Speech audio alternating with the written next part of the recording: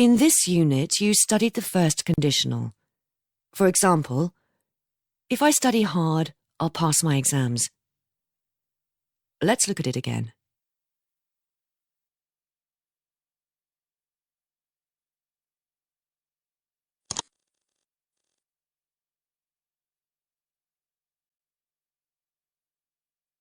Alfie and Rachel are talking about the future. Listen to their conversation. What are you going to do in the summer, Rachel? Well, if I pass my exams, my parents are going to take me on holiday. Great. And what will you do if you don't pass? If I don't pass, I'll need to study all summer. Rachel uses the first conditional to talk about a possible future situation. If I pass my exams, and the result of that situation, my parents are going to take me on holiday.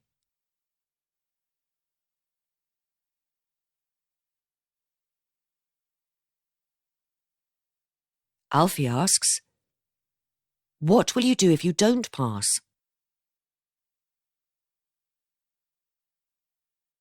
In a conditional, we always ask about the result of the possible situation.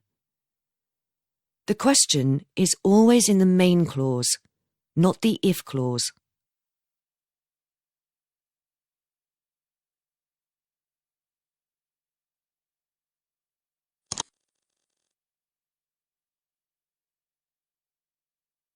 Let's have a closer look at how we form the first conditional.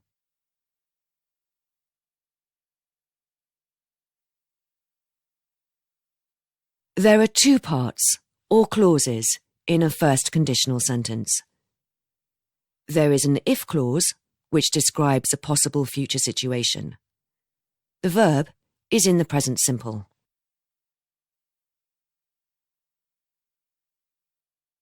The main clause tells us the result of the situation in the if clause. We use a future form, for example, will, going to, or might, plus infinitive in the main clause. The if clause of the sentence can also go after the main clause. When we write a conditional this way, there is no comma between the two clauses. The meaning doesn't change. Now let's look at how we ask questions in the first conditional.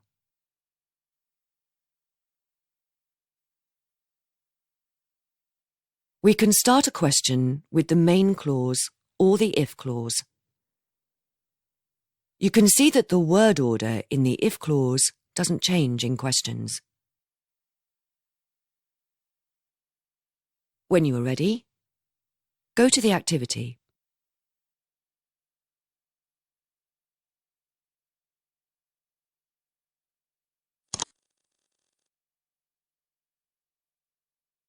Is the grammar correct? Choose yes or no.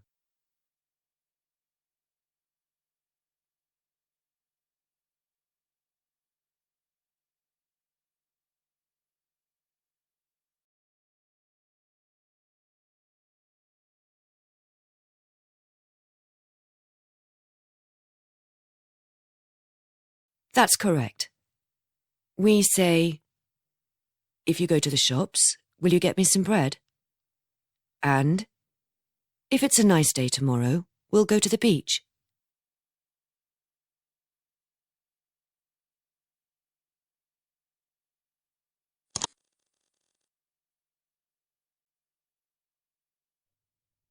You've finished this language check. Remember, you can use it again whenever you want to practice the first conditional.